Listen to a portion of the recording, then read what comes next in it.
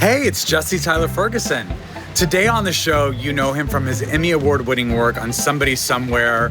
He's been on Pluribus, Elsbeth. He's the author of the memoir, Actress of a Certain Age. It's New York icon, if you ask me, Jeff Hiller. It was harder to play the bitchy waiter. Yeah. It only has 2 lines, you know? When you have a whole script, you can find it, you know? Right, you can sit in it.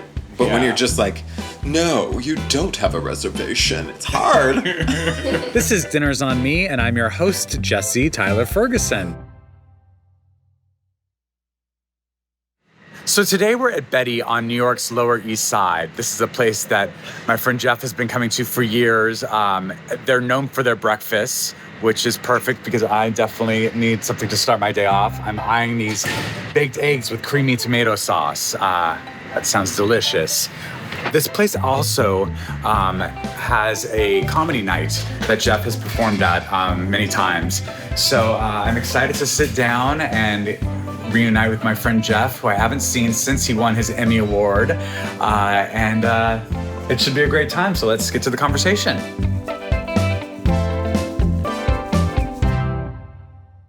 I know that when you wrote your book, which by the way, okay, I mean, I have it here. It's unsigned. And, you know, my... Oh, you got the typo version. That means you got it early. That's very I got sweet. a typo version? Yeah. Yeah, I got like a... What does this mean? How do you know? Wait. Yeah, actress of a certain age. I didn't even notice. What? Well, I didn't either. Wait. Just there. Yeah. Not on the front. Here. No. Yeah. Isn't that so awful? Isn't that humiliating? My eBay customers like things signed, so I want to make sure that you can sign this. You don't have to do it right now, but I'd love for you to, just to get out of the way. And also, like, make sure that you write something nice, and then we can continue with the conversation. But I know a lot of, like, the stories that you've told in this book. I've heard you tell some of them on stage, right? Yeah. Right, yeah. So, I mean, like, a lot of it, I mean... Oh, wait, are we doing it now? Oh, yeah, no, honey. What's happening? This is very Mark Maron. You know how they're always like, oh, is it recording? No, we started recording when you woke up at home. We had a small, like... Oh, no, you saw me without my hat on. A spy cam, yeah. Yeah, no, Neil was really helpful. Your husband was really helpful in getting the cameras. And yeah, so no, we have it all. It's like Big Brother. Yeah. Do you know, one time, I'm sorry, I don't want to... You had, like, good questions, but... No, I really don't, actually. My friend Katie threw a Halloween party, and she's so twisted that she picked all of the couples, she picked one of them, and asked them to secretly film their partner, like, either from outside a window or, like, during night or whatever, and then while they weren't aware of it, like, one of them filmed outside the kitchen window when he was doing dishes, and one of them was just filming her while she was sleeping, and then... She showed that on a video at the party of all of these people unaware that they'd been filmed. She always makes me go to those Universal Horror Nights because I just... I hate those. I cannot turn off for like a week and a half. No, because it's just like traumatizing. Such high adrenaline the whole time. They're traumatizing. I went one year when Modern Family just started, and for some reason I got invited with like the whole cast of Glee. And we were on a haunted hayride. This is so Hollywood. So Hollywood, yeah. So me and the cast of Glee were on a haunted hayride. And I was really traumatized. And they all wanted to do the corn maze after that. Oh, yeah. And the haunted hayride was enough. But you're in like a vessel that moves, you know. Right. And so I felt protected, and I like stayed in the center of the hayride. It's like people like come out from like the field like with chains, and like I was really traumatized. And they're like, okay, now we're gonna do the corn maze, and you're not protected. You're like they really give you a lantern, and they're like, and go. You're in a Scooby-Doo show, mystery. And so I was like, I can't do it. And Justin was like, just come on, it's fine. And like literally the cast of Glee is like all like, let's go. And I started to cry. And I was like, I can't do this. I can't do this anymore. Like, I've tried. I've done enough. And, like, I started, like, walking to the car. And, like, I was like, I'm just going to, like, with tears in my eyes. was like, what up? And Amber Riley was like, Jesus Christ. Leah Michelle was like, you... Grow a pair. Grab a lantern, grow a pair. No, I refused. I don't blame you. I should refuse. I don't know why I keep going back. Wait, what do you normally get here? Well, I don't normally come for breakfast, if I'm being completely honest. I don't really eat meat anymore, but when I did, they had steak frites here that were so good. How long have you been vegetarian or vegan? Or vegan or vegetarian? Just vegetarian. And you know what I do? Because our neighbor brought over a plate of chicken for us, and Neil's very strict, and I was like, I'm just gonna eat it rather than throw it away. Right. And he's like, okay. And so I ate it, and I was like, oh. I mean, it was like, my body, I almost cried. It tasted so good. I couldn't tell if that reaction was because your body was rejecting it. No, my body was not. It was almost like, eat the bone, eat the bone. So now I do like chicken bone marrow is my favorite. Exactly. You know how like people do meatless Mondays? I sometimes will do like a meat day.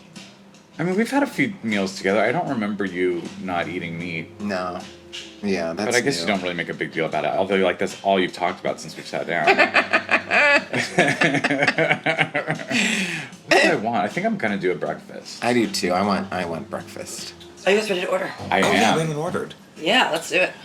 I'm just gonna do the Betty omelet, please. Okay. With that Gruyere. I'm gonna have the baked eggs. Baked eggs? Yeah. Awesome. All right. Thank you so much. I'm so happy we're doing this. I haven't seen you since when you were Emmy. I've talked to you. Yeah. You sent a very, very sweet message. I appreciate it. Well, both when you were nominated and when you won. I sent 2 really sweet messages. I just want to let the record show. It's true. You know what? It's true. And like, honestly, like, I talked to Michael Urie about this too, who was nominated in your category this year. What was so exciting? Oh, she couldn't stop talking about it. No, but what I really loved, and I didn't experience this at all. Like, well, maybe a little. No, I don't know if I did. But there were so many queer actors in that category. When you were nominated, you were the only one? Well, I mean, I keep that makes sense. Lumping Eric Stone Street in with me, even though he's straight, but he played a gay character. Right. But I don't know if there were... An honorary. Yeah, an honorary gay. And Max Greenfield's like gay adjacent. Even he would say that. He's like a drink away. No, but like a new girl indeed. It was you, Michael Urie, Bowen Yang, and then who was Coleman Domingo. Coleman Domingo. That's right. Yeah. I mean, it's crazy. But what I do love. We're taking over. We're coming in. The agenda is coming to fruition. It's working out just as planned. But the absolute joy, specifically, that you're those 3 other guys who are queer in your category. So sweet. Had for you. I mean, you can fake being happy for someone. And this was genuine. But that was genuine. It did really feel that way. Truly. I went back and I watched I was like, let me watch this box now. All of them were so excited. And even the 2 that were straight. They were all 3. It was 3 7 people. Oh my God, that's a very big category. When it was 4 people that were queer in there, I was like, I wonder if Harrison Ford feels like, it's like, wait, a GLAAD award or? Right, yeah. What are we going to? Yeah, that's so funny. Because so Harrison was kind of the one that people were talking about because it's like he has this career behind him and like. He should have gotten it. I mean, you should have. Listen, I've been in this situation where you're nominated and you're like, well, the conversation's on this other person, right? And you just kind of go in thinking like, well, I'll have something ready. Honestly, the first few times I was nominated for an Emmy, I really did not have anything ready because I was like, there's 0 chance. Yeah. And it could have happened. There was 0 chance this one too. I mean, that is why, I'm not trying to discount how beautiful it was that they stood up and clapped because I do think it was so genuine. But a lot of that emotion was about like, I cannot believe this is happening. And I didn't have anything prepared. I mean, nothing? Not even like a fantasy My publicist speech? said to say thank you to HBO. Okay. And so I was like, I guess I had said the joke about sweaty middle-aged people, and I have said that joke in my stand-up. Yeah. But no, I didn't. My manager said to me, you're probably not going to win. It's the nomination is the award. Yeah, which is true, and I have to say that because I've lost every Emmy I've been nominated for. See, that's what's crazy. Is that you don't have an Emmy. That is crazy. I did a show with Rainn Wilson, and he told me he didn't have an Emmy. Yeah. And I was like, well, then obviously these are meaningless. But it's not. I mean, listen, it's. That is what's weird about awards. And I do want to ask you about this because, you know, after the Tony Award, like there is that expectation that your life is going to change the next day. Like the next day, it's just like the phone's vibrating off that. Right. Of course, in my version of the story, it's one of those old phones that just vibrates. A princess phone? Yeah, exactly. Yeah. Oh, wait, why would I take that angle? But, you know, it's the reality is, like, it ends up being another day where your, you know, dopamine levels are incredibly high. Right. But it ends up just being another day. Yeah, and another, 6 months. Right.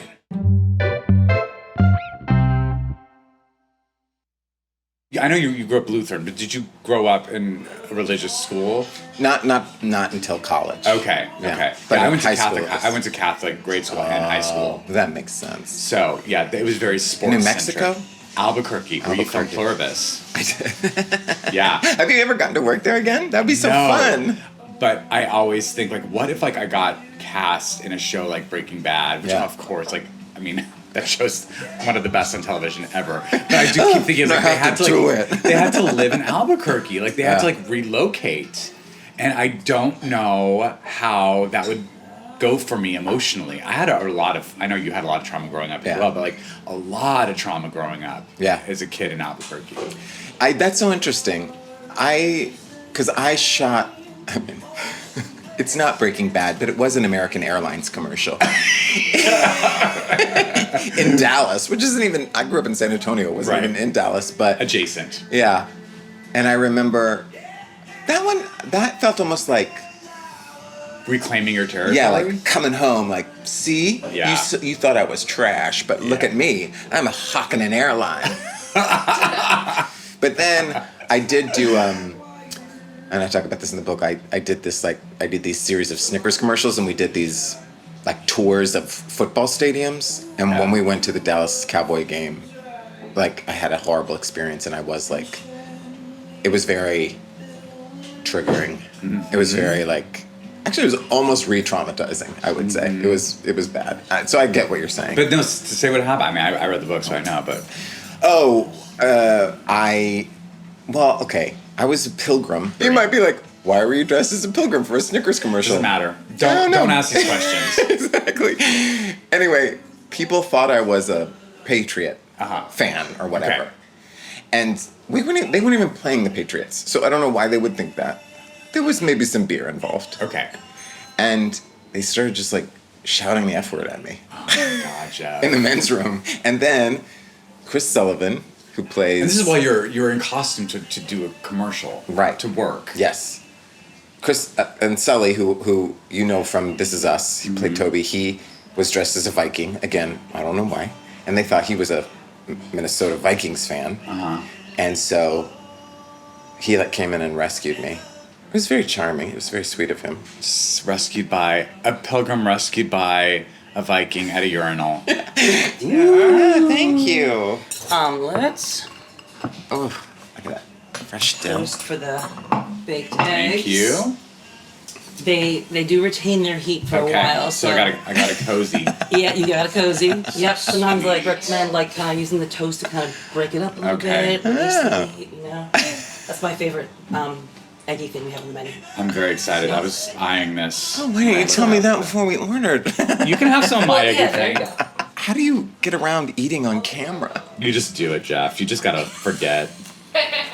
You do exactly you go like this. That. You make eye contact.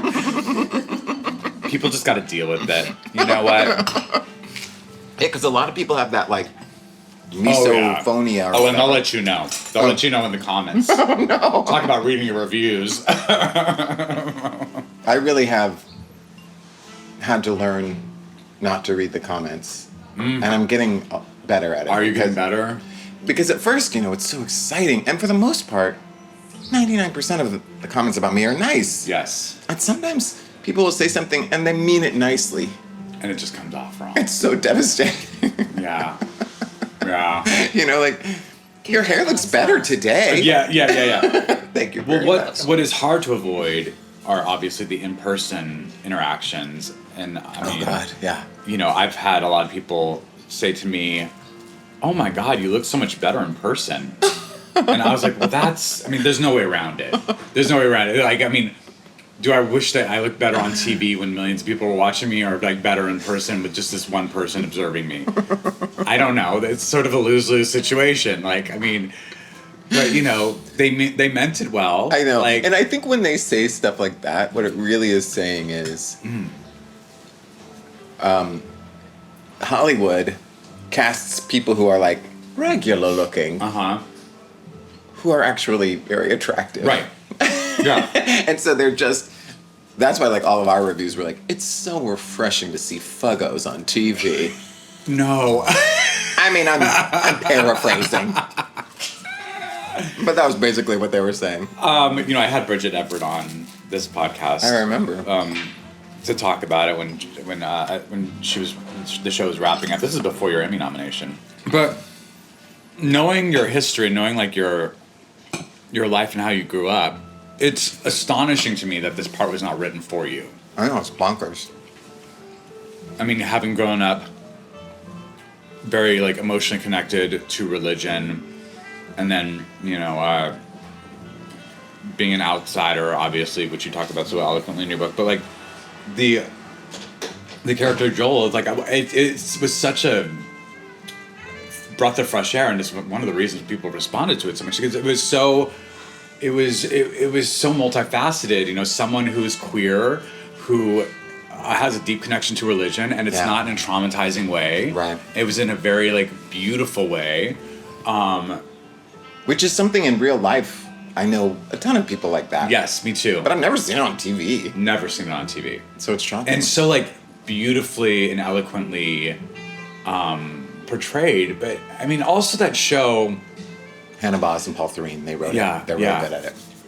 They're really good at writing. They're really good at writing. But, you know, you and Bridget and Murray Hill and Mary Catherine, I mean, all these people who I've known for years in New York who are just sort of these outsiders, like, and like, you know, kind of these people that are it's very specifically cast in things. But, like, you know, it's like you weren't, none of you were easily cast in anything. No. And you all came together to make this, like, show. It was like the circus came through town. And, like, it was like the best... It was the best ensemble of people. I mean, on TV, it was such a breath of fresh air. Yeah. And I don't know. I just love. Have we even said that with the name of the show yet, Joanna?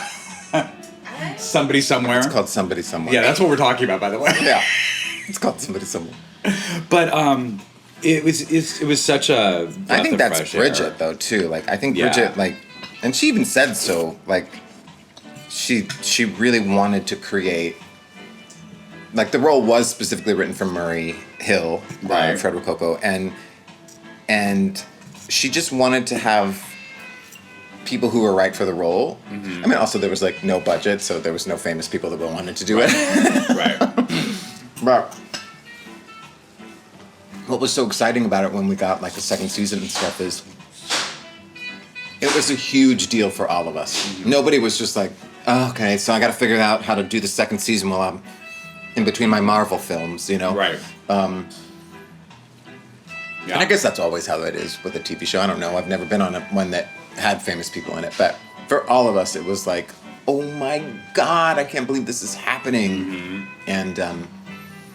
And we lived together. And then on Saturday nights, Bridget would like barbecue and we would all go over and, you know, drink margaritas. And you knew her before doing the show a little bit, right? I mean, I've been aware of her for so long. I used to see her I was a perform in the East fan. Village, yeah. I was a fan. And then Right. she asked me to do our hit parade, which is like that.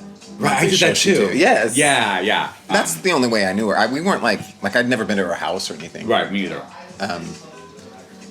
And people are like, oh, well, you two were best friends, and that's why you're playing this role. But We it really wasn't didn't know the each case. other very well, yeah. And the role was just coincidentally exactly not exactly, but It's pretty similar close to me. to you, yeah. I remember Marcy Phillips. Did you ever take one of Marcy Phillips' classes? I don't know if I took her class, but I auditioned for her. Oh, yeah. That makes more sense. Well, I was stuck taking her classes. And she was like, you read this audition really well. It was like how to become a series regular. She was like, yeah, you read the sites great. But really, you're only going to be cast in a role where the role is really like you. And I was like, crap. Because all I was playing was like bitchy waiters. Right. Well, first of all, there's never going to be a bitchy waiter as a series regular. You never know. That literally might be the title. Bitchy waiter. Gotta go. I'm in development. Jeff has won one previous Emmy Award for Somebody Somewhere. This is his second Emmy win for Bitchy Waiter. Like that will be the voice of God. So you're getting In the a second titular Emmy. role. Yeah.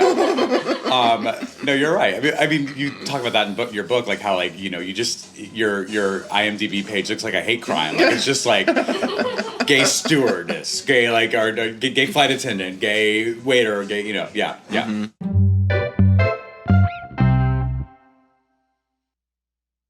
You and Neil have been together like 20 years now, right? Just 18. Oh my God. But yes. How long have you and Justin been together? We've been married 13, and I guess together 50. God, right behind you, I guess. It feels like it hasn't been that long. I know.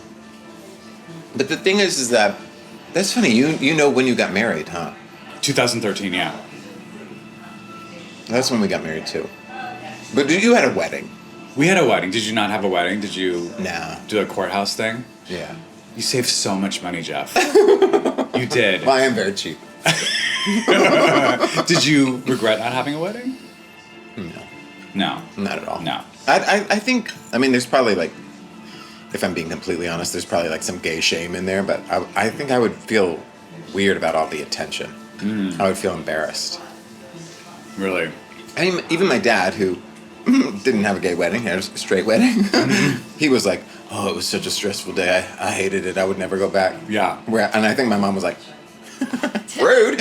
Right. But he just didn't like Are your parents still around? focus. My mom is not. My dad is. Okay, right. Yeah. And was your dad around when you got married? How were they supportive? Yeah, my mom was still around too. Yeah. No, they really. Oh like, wait, you say your mom passed away. Right, my mom passed away, but my dad is still living. But Okay. they were into it. Yeah. They were really supportive. They were very much like performatively gracious to it. You know what I mean? Right. Like I don't right. think that. By that I just mean that they were really like wanted us to know that they were supportive. Yeah. Yeah. My parents were both very supportive as well. I mean, my dad's had like a very interesting relationship with like me coming out, but is lovely about it. I mean, like he's really coming, but he's had his own journey, which I also really embrace. Like I was like, Yeah. the journey's fine as long as you like the end place that you're trying to head to is like a good place. Like take the journey. Like don't. I'm not worried about that. And I think about how long it took me to accept it in myself. Sure. Like, of course it's gonna. Like, you can't expect the other moment I people. spring it on you is probably really stressful. For sure. Although, were your parents surprised? No, not even No, slightly. I was gonna say, No. please. And in fact, they had already been on the journey. Like, yeah, join us on this journey. If you could have like your career go in any direction right now, I mean, you're also such a brilliant writer, Jeff. Thank you. I mean, I've read obviously several of your scripts. We were working on something together at one point.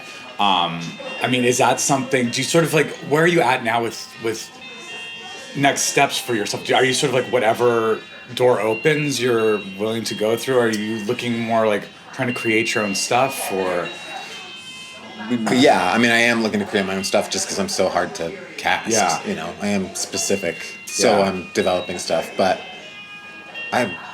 if whatever, like, I don't know, somebody called tomorrow and was like, "Will you play the gay president?" I'd be like, "Sure." Yeah. I mean, I guess what actor wouldn't Right, for sure. say yes to something that falls into their lap? Right. And was Pluribus something that was offered to you? No, You no. auditioned for it. Yeah, and it was like a really, because they can't tell you what anything is. Right. So I didn't know what the hive mind was or Right. that, and they said, you're Carol's father, and they had released that Carol was played by Ray Seahorn, and I was like, oh God, I've aged into playing dads. Nobody's gonna buy that I'm Ray Seahorn's dad. So I auditioned and then I just got it. Was it? I mean, that show is It was so a self-tape and then a callback. And a callback. It's so conceptual. I mean, I can't imagine getting that script and like trying to. Well, I never got the script. Never got. You I just just got my sides. Yeah. And it's a beautiful scene. It is. And like Ray called me over to her house, which is Bob Odenkirk's house. Like he owns it and she's just living in it right now. Oh, really? Because he like bought a place in Albuquerque. It's very dry there. It is so dry. Your poor little childlike nose must have been so runny. I always had a bloody nose. I always had a sunburn. Oh, that's right. Oh my God! For you to live in a desert climate. No, I'm thriving now near in the coastal towns. Yeah, LA. Super not sunny.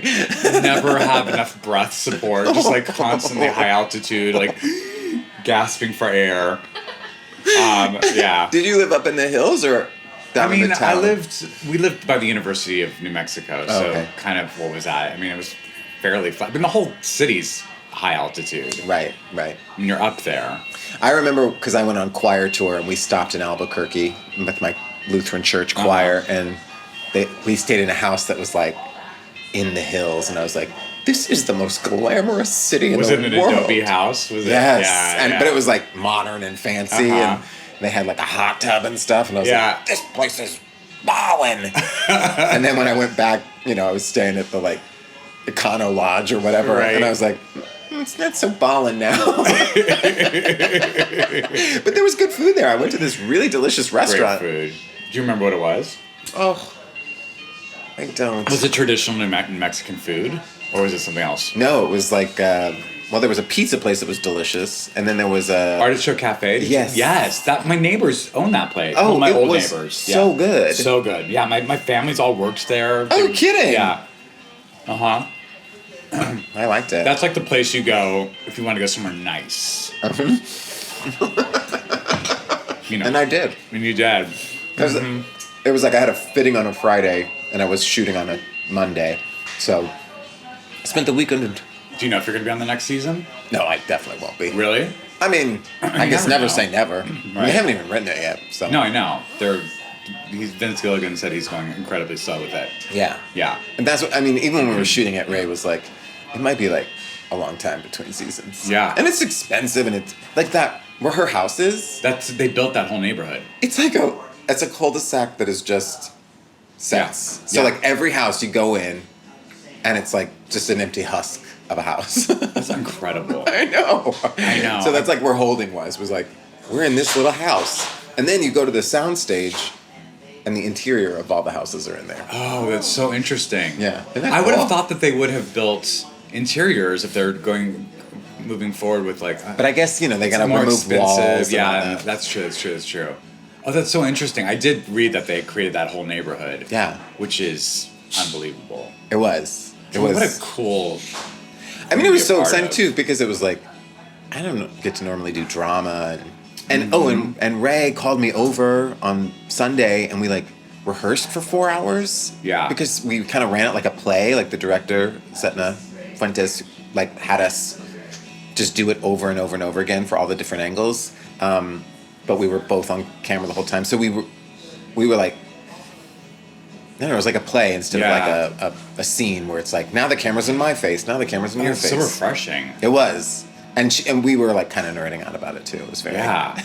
She's also, Rhea is, a theater actress, or at least that's where her roots are. That's how I met her. So it's so funny because with Modern Family, I remember Eric Stone Street would always make fun of me because I wanted to rehearse. Like, we got to rehearse it for Ferguson. You mean other than camera blocking, or like? Yeah, if I wanted to run something and figure out if you're in a kitchen, you want to you just want to you have to have motivation to move around, right? And He didn't want that? Eric would somehow, he was brilliant at like figuring out how to like plant himself in a spot and just like have it make sense. That is and smart. I was like, I don't know how to do that.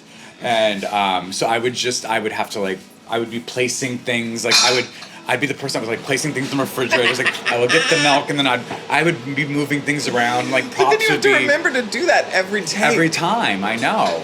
It's so hard. I needed to do it. Yeah. It worked for me. That's how you found Mitchell. Listen, that's how I lost 5 Emmys.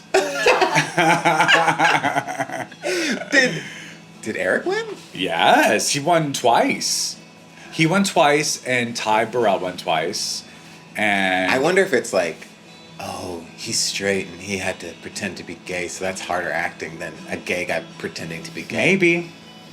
I mean, also, both Eric and Ty were the flashy, funny people, and like I knew in the Was first it just those two of everybody? And Julie Bowen got 2 one. Emmys as well.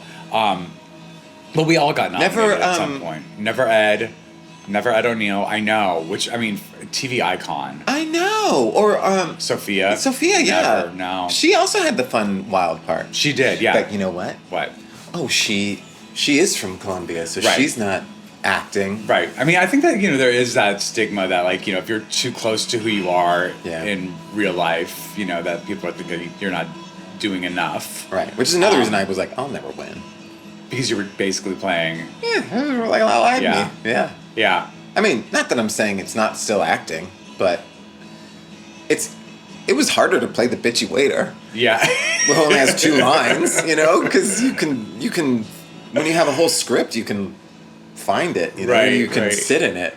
But when Yeah. you're just like, no, you don't have a reservation, it's hard. I remember Modern Family shot an episode where we got to use the very first iPad. Oh, wow. Yeah, and I kind of remember that, actually. We wrote a whole episode. It was like a cross promotion thing. You never had to do this with somebody somewhere. Yeah, nobody was like, yeah, your You had to, viewers like, are going to buy integrate- stuff. Yeah, you didn't have to integrate product into your show, No. which happens a lot. In Maybe network. like for Kohl's or something. Yeah. We have a partnership with Jesus, just as a brand, but they had like someone from the Apple there. Oh, wow. Like secure, like when you go to the Oscars and like people wear like fancy Right, jewels right. and like they have like security guards standing around. That was us, but like for iPads, and like Because it was new. No one had them knew. before. And also I remember like we're like iPad, like they couldn't have thought of like now it's like, of course it's an iPad, Right. but like at the time I was like, that's a terrible name. Well, I remember it sounds like a feminine product. I remember that was like a big deal when they announced Yeah. it. But now And now it's like, well, yeah, it's an iPad. But yeah, we had someone that like they had like white gloves and they showed it to us. Like, this is what you're gonna be working with today. And then like they bring it to us. Like basically they'd set up the whole scene. Right. And then it was like having like a baby on set where like the baby was the last to arrive and they put it in your arms. And you'd be like, and action, and here's the baby. It's like, that's what they would do with the iPad. Like, we're flying in the iPad, and they would put it in our hands, and then we could do the scene. But I remember thinking, like, this is absolutely insane. that is yeah. kind of exciting though that you were a part of that. Yeah. Yeah, for sure. I held the very first iPad. Yeah. It must be wild. so fun to be on, or maybe there's bad things about it too, but to be on just an undeniable hit. Just a hit, baby. We're a hit. I've always been like, it's a critical darling. Yeah. Even like in my theater stuff Right. too. Like I've never been just in like a, man, these tickets are flying off the shelves. Right. No, it is crazy when that does happen. I mean, I've been on the other end. I've been on both sides of that, where it's like, sure. you want something to go well, and it's just not, or it's just, it's when the critics are saying that it's wonderful, and then the audiences are like just not showing up, and it's really, Right. it's very frustrating. I was when I was doing a show before Modern Family called Do Not Disturb. It was a sitcom that ran maybe three episodes, and they canceled us, and it was not great. Like a hotel. About the hotel. Yeah. God, you got a good memory. I kind of do remember that. We're still I working. think we're good. Yeah. Clear way. Yeah. All right. Thank you you so much. This is delicious. Oh, thank you. Love So was that. my omelet.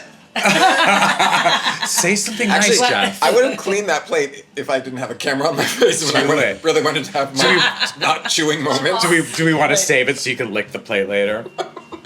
No, I'm not desperate for Your food. trivet. Yes. We were out. I was at some event, and they have they write your name on a card, and they sort of show it to the people on the red carpet, like the photographers. Oh, yeah. So that they could take a picture of it, Right. and then they know who you are. Right. And again, this is with me, it's like, Yeah. who? Well, no, this is even worse. I got you topped on this one. I mean, maybe you have a story like this. I don't know, but I take all the photos. You have someone who's handling you, who like walks you through the thing. It's like some young teenage intern, and then we get to the part with the cameras, like Access Hollywood and the Hollywood Reporter and E and all these cameras for interviews, and they put up my name to see if anyone wants to talk to me, and someone looks at the name and they go, "Pass."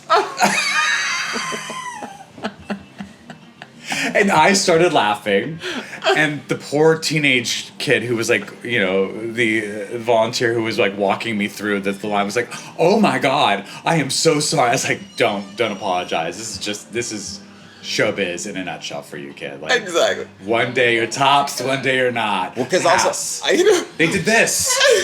Kill it.